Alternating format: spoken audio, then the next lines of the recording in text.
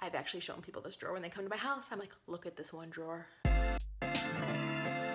You're never gonna wear that. Get rid of it. Everything in here has a use. Do we all really need 15 highlighters? Do I need a bun cake pan? Ooh, in the bottom of my closet is like shoes like this. Ooh, there's a buffalo check spatula. I need that. Hi guys, welcome back.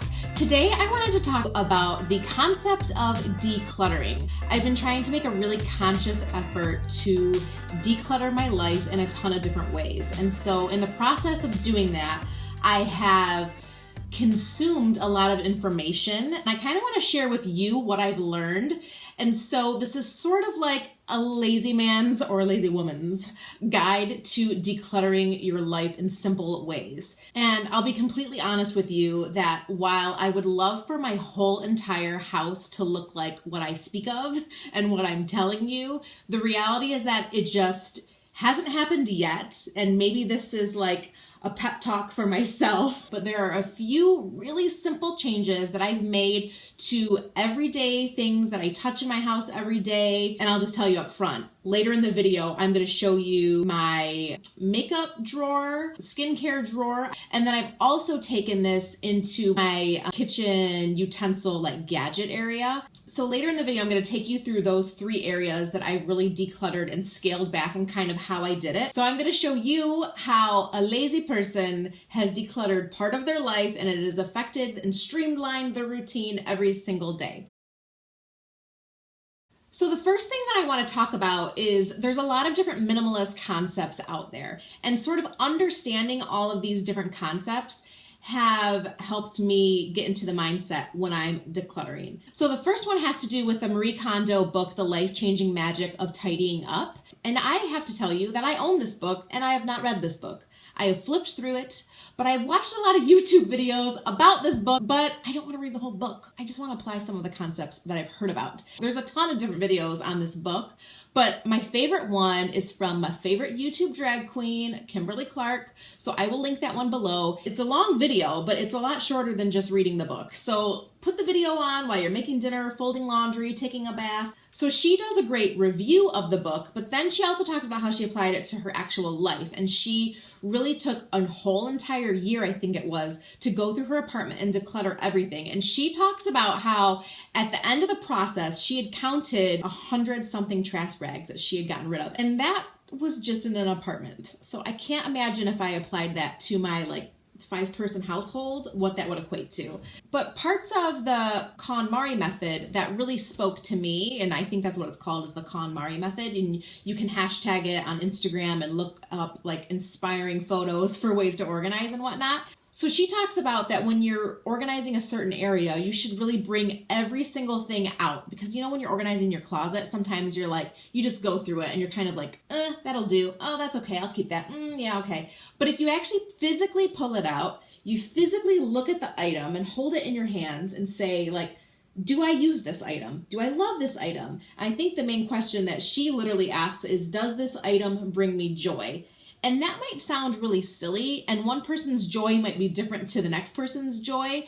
But for me, I've used this when I'm going through my closet, and I think you know what? I love the way this pair of shoes looks in my closet, but I don't love the way they feel on my feet, and I haven't really worn this shoe a lot. So really kind of honing in on do I really love this thing? The whole KonMari Method is really not about how many things you own. And so maybe 80 pairs of shoes works for you. Maybe you love and cherish and are connected to each pair of shoes, and that's perfect. And if you have space for those shoes and you love those shoes, then you keep them. But it's really about being honest with yourself and saying, for me, when I declutter, it's do I have space for this thing? Is this thing clogging up everything else that I have? And I would enjoy the other things that I love a lot more if I could get to them easier. If you use everything that you have and you have a closet full of things that you use and you love, then that's perfect. But if you have a closet full of things where you use half of it, then I think you need to really assess and say, you know what, I don't need this thing, and just pass it along and get rid of it and declutter the closet, because it makes it that much easier to find the things that you do love. So the next concept is the capsule wardrobe concept. Now, there's a ton of videos about the capsule wardrobe, and so I don't want to go a ton into it, but I did it, I think 2 or 3 years ago. I did it for 2 seasons, and here's my lazy girl's take, is that if you want to do it, it's super easy to do it in the fall and the winter, because if you're like me and you're a stay-at-home mom and you just pick your kids up from school, then really the only thing people see me in the fall and winter is a coat. It's all about like coats and boots. But the things that I learned from keeping a capsule wardrobe for just a couple of seasons were sort of the one in, one out rule. And so, you know, when you're sticking to a certain number of items, right? So I think I picked like 30 something. I don't remember what it was, but we'll just say 35 items. So I stick to 35 items, and that included shoes. You know, for one, you're kind of tempted to shop less because you're like, I'm just sticking with these items for the season. But if you do happen to see something when you're out or something online or something on sale that tempts you, now the question is, okay, what do I want to get rid of my current 35 items so that I can one in, one out? You know, one new goes in, one old has to come out. I've gotten to the point many times before where the closet is just filled with hangers and you can't see your stuff and everything is crazy and it's just like, ooh, and the bottom of my closet is like shoes like this. Then clothes from the end of the day that I didn't want to hang up on the hanger, and then it's on the shoes, and now I can't find shit. And this happens a lot. When I kept a capsule wardrobe, there was so few things in it that it was like pristine every day. But it was like, oh, I want this sweater. Here it is. I need a camisole to go underneath it. Here that is. I want to wear these shoes. Oh, they're right here waiting for me. I mean, it literally was so nice because everything had a spot and it was kept perfectly clean every single day. So while I no longer keep a capsule wardrobe, I do thoroughly go through my closet. I would say once a season, sometimes more frequently or less depending on how, you know, bulked out my closet feels. But it really was the capsule wardrobe concept that sort of got me down this path on decluttering and minimalism. And while I completely confess that I am a bit of a shopaholic and I'm never going to be a minimalist, the truth is that there are certain minimalist concepts that you can pull into everyday areas of your life that just really make a big difference. And for me, that kind of all stemmed from the capsule wardrobe experience that I had. So the other concept that's really interesting is kind of differentiating your real self from your fantasy self. And now one of my favorite YouTubers, Allison, I believe it is, she did a really good video on this recently, and I will link that video down below as well. But the fantasy self versus your real self was a really eye-opening thing and a headspace to get into when you're going to declutter a certain area. The concept is that you need to distinguish your real self from your fantasy self. So your real self is the stuff you wear, the stuff you do, like the real life that you live. And your fantasy self, which I think we all have a little bit of that, is the things you hope to do, the things you want to do, the things you think you're going to do, but you're never actually going to do. I mean, we all have bought something or we all have something currently in our closet that we've never worn. Like, oh, when I go to this really super fancy black tie gala one day, I'm going to wear this dress. You are not going to a gala. There's no gala in your schedule and you've never been to a gala. And why do you have that fancy ball gown? You're never going to wear that. Get rid of it. And the truth is, if you were going to go to a gala, you'd probably buy a new dress for it. But she also talks about how this could be a yoga mat. So you have a yoga mat in your closet and it's taking up space in your closet, probably falling over half the time. And you're like, but my fantasy self, like, I'm going to get into yoga. I've been wanting to get into yoga and I plan on doing that soon. Well, the truth is that if the real you hasn't gotten into yoga yet, you're probably not going to. So get rid of that yoga mat that's taking up space in your closet. And this has even helped me when I'm decluttering certain areas of my kitchen where I'm like, but my fantasy self is going to make like a pumpkin bundt cake. I've never made a bundt cake. Do I need a bundt cake pan? Probably not. Get rid of that bundt cake pan. Takes up too much space. And then the final concept is kind of a broad one, but it's just saying no to all the extra stuff. And so this could be like swag bags, or if you go to like tailgate and they're handing out free t-shirts or free water bottles and you're like, yes, no one ever wants to say no to free stuff. Well, lately in the last couple months, I've been saying no to free stuff because I'm like, I just don't want it. Unless it's something really cool and I'm like, yes, I will use this. Thank you. But otherwise, you just kindly say no. You don't need to take the free stuff. And recently, this might come a shock to some of you who know me personally because I've never actually talked about subscription boxes on my channel, I don't think. but I currently am subscribed to 0 subscription boxes. I used to be subscribed to, not all at the same time, but over the last 5 years, I have been subscribed to Birchbox, Ipsy Box, the Julep Maven Box, which was a nail polish box, Pop Sugar, and Sephora Play Box. I will say that I enjoyed them at the time. I just, after years and years of doing it, I realized that I just love it when my drawers aren't filled with all the crap. I'm gonna show you 3 certain areas that I've applied all these concepts to, and these 3 areas of my house have remained perfect since the day I've implemented it.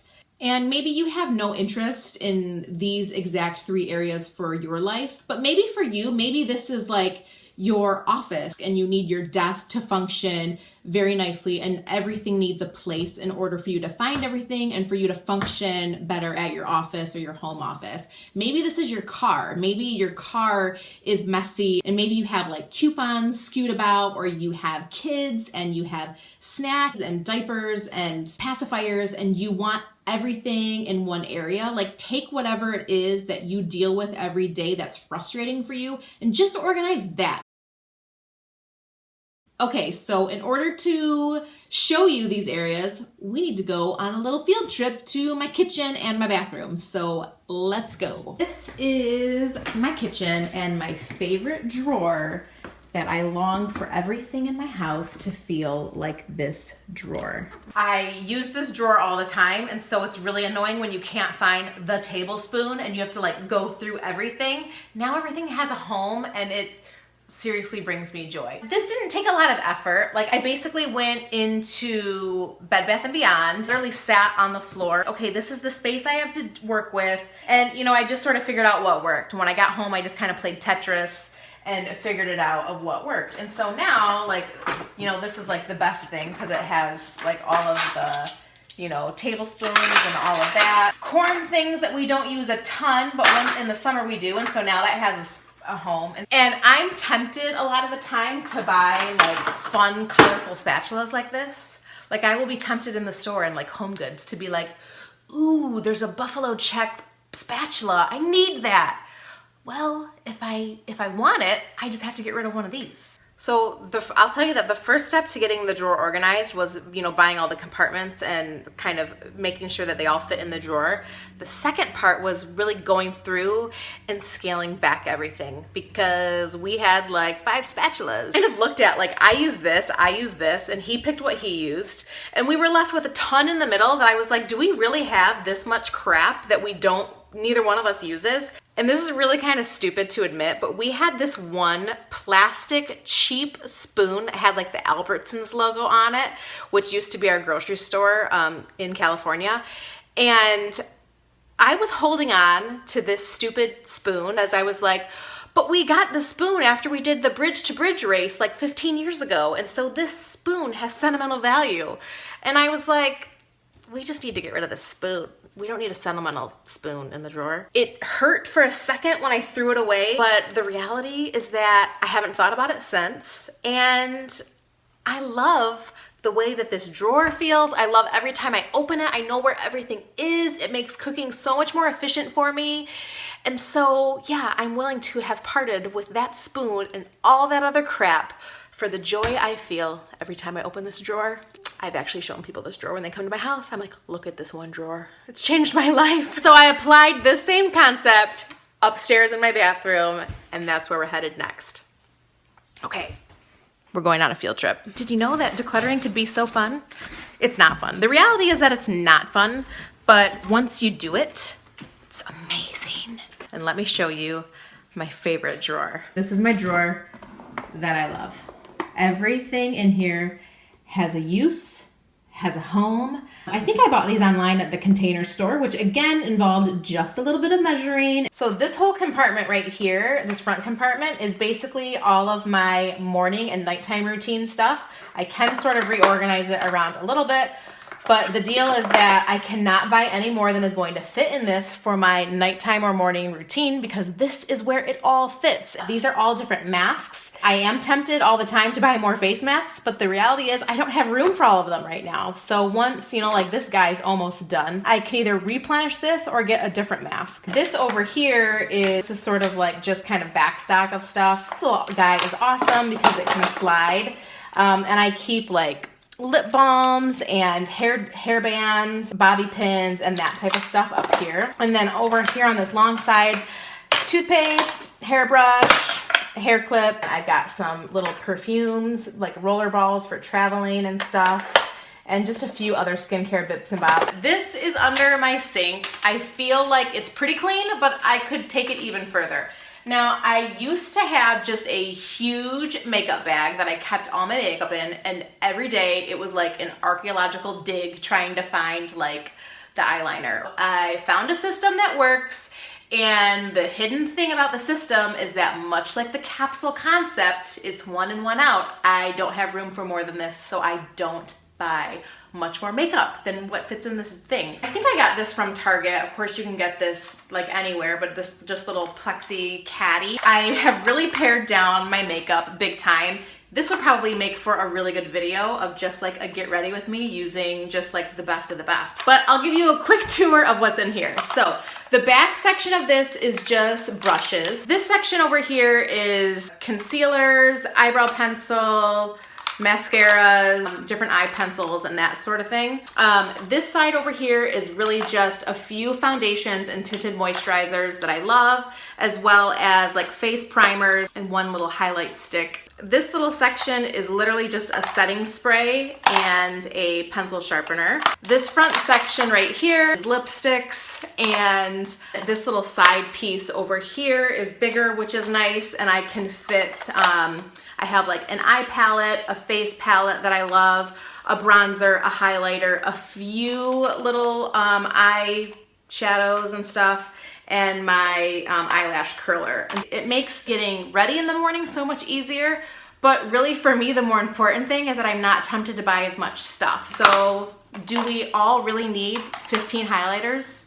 No, turns out we don't. All right, I hope that maybe inspired you to clean up or declutter a few select areas of your home or your life. Seeing those 3 drawers like that not only makes my life so much easier when I'm using those certain things every day, but seeing that everything has their place and everything is just pristine makes me want to incorporate that into every drawer, cabinet, closet, nook and cranny of my house. So please give this a thumbs up if you liked this video, and I hope that you'll come back for more. So thanks so much for watching, and I will see you again in my next video real soon.